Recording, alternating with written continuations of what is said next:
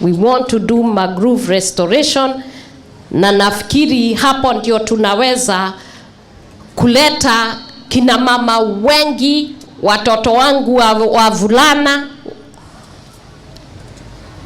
na wale hawajiwezi waweze kuja kufanya huo mradi wa carbon credit, na tupate nafasi.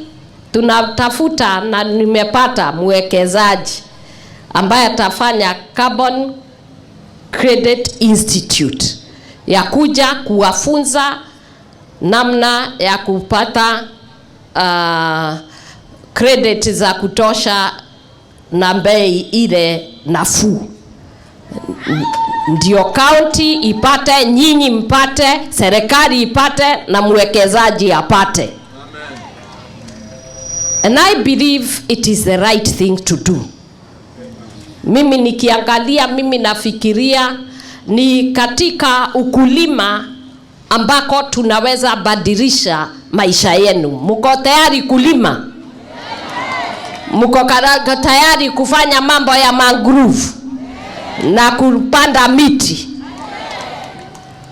Wakati huu hatutafanya bila kulipwa. Hakuna charity. Wakati huu ni wakati wa kufanya kama biashara.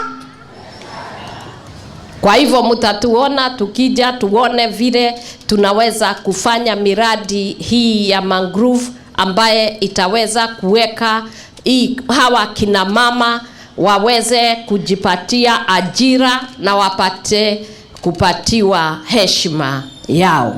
Nimeona ubunifu mkubwa sana kwa wanawake, ambapo hata kwa rasilimali chache wanaweza kufanya makubwa zaidi na kwenda mbali. Mheshimiwa, najua umekuwa mtetezi kuhakikisha upatikanaji wa fedha za kuwawezesha wanawake na miradi.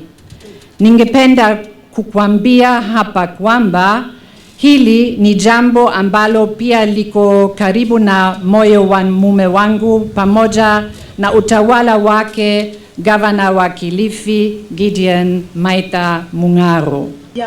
Mungu awabariki.